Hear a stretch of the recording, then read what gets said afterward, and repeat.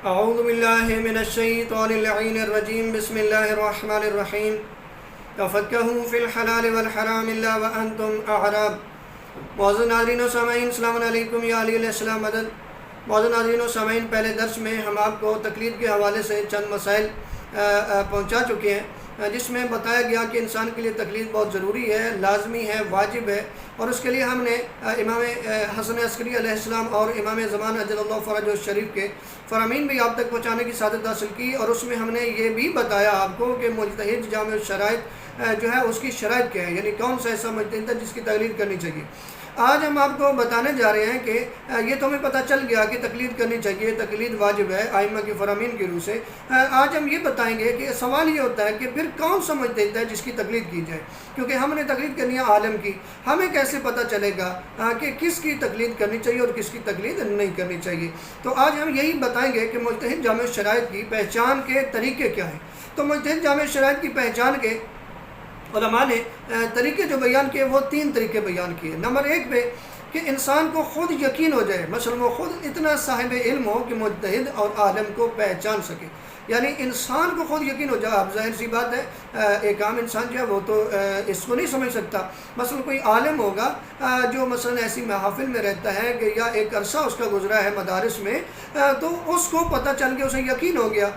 یا اس نے کسی سے سنا کسی بہت بڑے عالم سے کہ اس دور میں فلاں بہت بڑا عالم ہے، یعنی کہ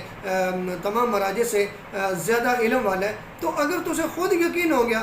تو پھر جو ہے اس کی پہچان ہو جائے گی، اس کی تقلید کرے گا۔ یعنی انسان خود یقین کرے نمبر 1 پہ، اور وہ کوئی عالم ہی کر سکتا ہے، ہر انسان کے پاس کی یہ بھی بات نہیں ہے۔ نمبر 2 پہ 2 ایسے عالم اور عادل افراد جو مجتہد اور عالم کو پہچاننے کی صلاحیت رکھتے ہوں، کسی کے مجتہد یا عالم ہونے کی تصدیق کریں، بشرطے کہ 2 ایسے ہی عالم اور عادل اشخاص ان کی تردید نہ کریں۔ مثلا اگر آپ کو 2 عالم بتا دیں اور آپ کی نظر میں وہ معتبر بھی ہیں اور آپ کی نظر میں ایک صاحب عزت بھی ہیں، یعنی معتبر ہیں، آپ کی نظر میں ان کا ایک مقام ہے، ان کا ایک مرتبہ ہے، آپ سمجھتے ہیں، تو وہ اگر بیان کر دیں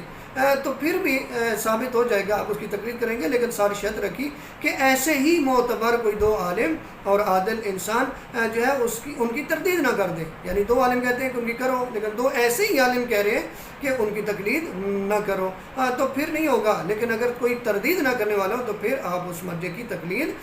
کریں گے۔ نمبر 3 پہ کچھ اہل علم جو مجتہد اور عالم کو پہچاننے کی صلاحیت رکھتے ہو اور ان کی بات سے اطمینان آ جاتا ہو، کسی کے مجتہد عالم ہونے کی تصدیق کریں تو پھر بھی آپ اس کی تقلید کریں گے۔ مثلا چند بندے